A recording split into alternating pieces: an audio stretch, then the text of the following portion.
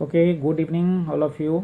Previous class में हम लोगों ने जानकारी हासिल की थी सिंधु घाटी सभ्यता या हड़प्पा सभ्यता के बारे में। उसी टॉपिक को हम लोग आज आगे बढ़ाएंगे। हड़प्पा सभ्यता को किस किस नाम से जानते हैं? तो हड़प्पा सभ्यता को सिंधु घाटी सभ्यता के नाम से भी जानते हैं। साथ साथ हड़प्पा सभ्यता को कभी कभी आप जब टेक्स्ट बुक स्टडी करेंगे तो उसमें हड़प्पा संस्कृति भी टर्म यूज किया गया होगा। तो हड़प्पा संस्कृति भी आप लिखेंगे, वह भी करेक्ट होगा। लेकिन पुरातत्वविदों की नज़र में संस्कृति जो शब्द है वो क्या है?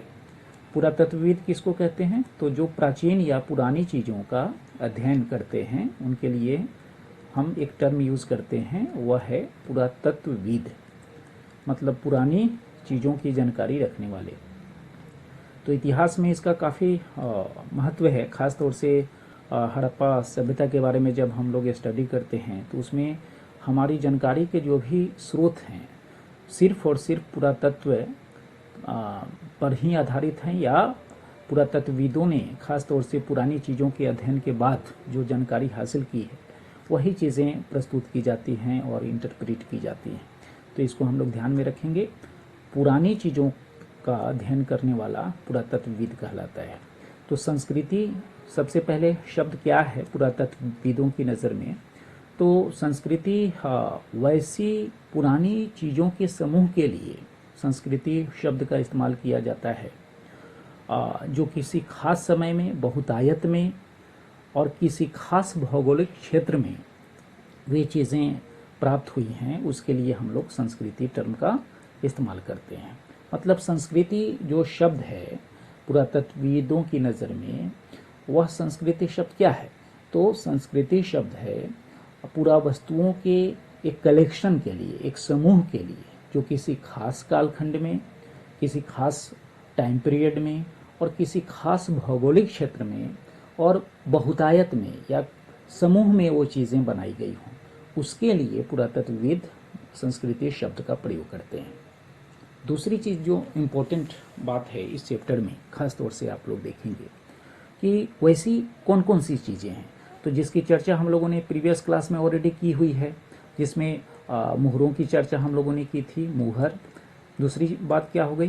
तो आभूषण, खास तौर से आभूषण का हम लोगों ने इस्तेमाल किया था। उसके बाद मनके बनाने के बारे में भी हम लोगों ने चर्चा की थी कि मनका भी हमको प्राप्त हुआ है जिसको पिरोकर माला बनाया जाता है। साथ साथ आप देखेंगे कि उस समय की जो वस्तुएं हमको प्राप्त हुई हैं या जिसका इस्तेमाल पुरातत्वविद हड़प्पा वासी के बारे में जानकारी एकत्रित करने में करते हैं, उसमें से एक अहम चीज़ है और वह बाट है।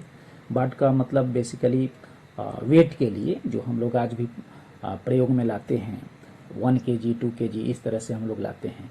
लेकिन ध्यान रहे कि उस समय जो बाट का प्रयोग होता था हड़प्पा वासियों के द्वारा किया जाता था, उस समय उस बाट पर कुछ लिखा हुआ नहीं होता था, केवल क्यूबिकल शेप के या कह सकते हैं घन के आकार का। घन कैसे? तो यहाँ पर आप ध्यान देंगे, इस तरह से एक ऐसे ही समझ जाएंगे इसको। एक्चुअली इस तरह का हम लोग इस तरह का एक शेप हम लोग दे देते हैं और इस तरह से बाट का प्रयोग लोग किया करते थे। आज भी अलग अलग तरह के बाट हमारे दैनिक जीवन में प्रयोग में आते हैं, लेकिन उस पर 1 kg 2 kg 250 gram like that इस तरह से लिखा हुआ रहता है। लेकिन हड़प्पा वासी जिस समय बाट का प्रयोग करते थे उस समय ये चीज़ें ऑलरेडी लिखी हुई नहीं होती थी, केवल एक आकार होता था और उसी का इस्तेमाल वो लोग वेट करने के लिए किया करते थे। तो इसको हम लोग ध्यान में रखेंगे। और भी बहुत सारी चीज़ें हैं। एक चीज़ जो फलक है उसको भी ध्यान में रखेंगे। फलक का मतलब क्या होता है? तो फलक का मतलब बेसिकली यहाँ समझेंगे बोर्ड, जो हम लोग बोर्ड देखते हैं उसको फलक कहते हैं। फलक या तख्ती भी आप टर्म इस्तेमाल कर सकते हैं। तो बोर्ड, हालांकि बोर्ड ये लकड़ी के खास तौर से बोर्ड प्राप्त नहीं हुए हैं, स्टोन्स के हुए हैं, यानी पत्थर के फलक हमको प्राप्त हुए हैं। तो ये यह भी एक क्या है, प्राचीन वस्तु है, या कह सकते हैं पुरा वस्तु की श्रेणी में इसको भी आप